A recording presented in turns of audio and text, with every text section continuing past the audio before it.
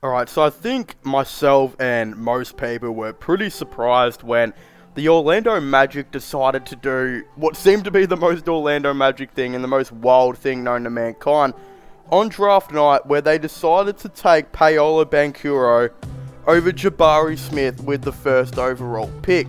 Now, there's a couple of things that I kind of said to myself when this happened. I really did think that the Orlando Magic weren't necessarily looking at who was going to be the best player long term or who had the most talent, this and that.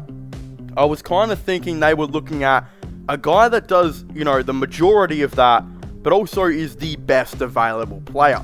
Now, if they were looking at who could be the best talent, like who could be the best out of all of them, they probably would have gone Chet. If they were looking at who, again, has shown so far that he's probably going to be the best talent, they could have gone Smith. But they decided to go Paolo Banchero, who was widely known to be probably the best available player, a guy who's going to come into a team and already make a change. I thought it was a little bit of a weird decision by the Magic because I didn't necessarily know if he was going to have more of an upside than what, and a ceiling as well, than what the other two would have. But if we've seen anything in Summer League, Paolo Banchero has absolutely proved me wrong. Look, there are a couple of issues in his game. Don't get me wrong, there are definitely some going around. But this guy not only looks like he's 100% ready to go, but also he looks like he could have a lot of potential to be a very, very, very good player in the league.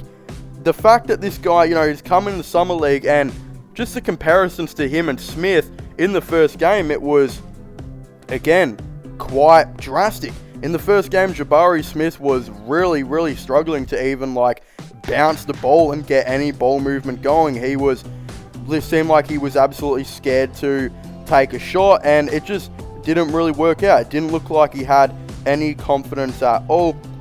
But then you've got Paolo Banchero, who came in and they played on each other and, it kind of did their thing, and it was a very, very good effort. In fact, he did score 17 points. I believe he had a plus minus of 20 points. He had 6 assists, 4 rebounds, and he did something which I didn't know if he could do, and that was actually kind of switch on nearly every position. I thought the issue with Banchero was going to be he might just be like an exclusive 4 that can play a small ball 5. But it turns out, no, he can switch onto practically everything. He's literally proved so many people wrong defensively. I think he actually showed a lot of sign there. And the best part about it is his 3-point ball looked absolutely clean. There were shots where he was completely off balance, and he was just absolutely killing it, shooting 66.7% from 3 as well. Then, if we look at Jabari Smith, who played an extra 6 minutes in the game, he did score 10 points, but he had a minus 17 plus minus. He did have 3 assists and 7 rebounds, which weren't bad. But he just looked very, very off when it came to his offense.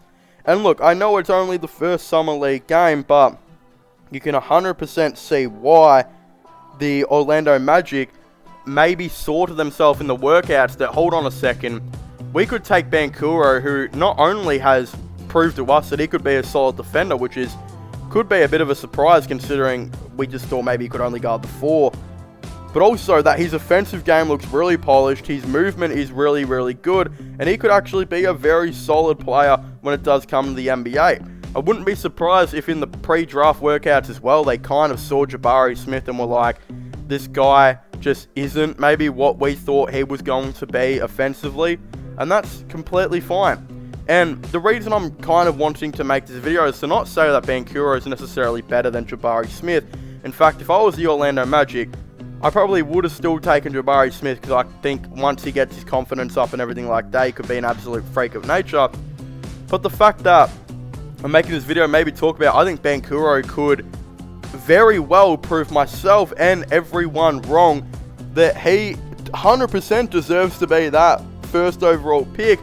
And this guy might have a good case to actually win Rookie of the Year, because he already looks really, really polished. He already looks like a guy that's going to hopefully jump into the NBA and absolutely dominate. He's got a big frame, he's got great ball movement, he's got really good skills, he can shoot really well, and he can surprisingly switch really well and defend kind of nearly every position too, which maybe I'm overreacting because it's only Summer League, but if you can translate that over to the NBA, then wow, that would be a really, really good thing to, maybe see, of course, happen. Again, there's a lot of things that still have to go down, and for all we know, Jabari Smith could absolutely come out and just absolutely kill it in the start of the season, which I think he 100% could. But the way I see it is, I think they might have found a very good player in Banchero, and this could actually be a very good thing, a very good risk that they have taken, and they kind of didn't listen to everyone. They kind of just said they trusted themselves. They reacted to their pre-draft workouts and who they thought was the best one, and clearly they saw that Banchero was just not only way more NBA ready, but to them, maybe has more potential to actually be a really solid player in the future.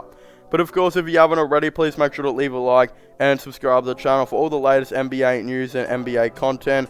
Of course, don't forget to comment your thoughts and opinions down below. What do you guys think is going to be going on with, Paolo Banchero? Do you guys think that he could be an absolute, I don't want to say steal because they got him at 1, but obviously a big surprise? Do you think he's going to be the surprise out of the draft, not only proving us wrong that he should have gone 1, but maybe even winning Rookie of the Year?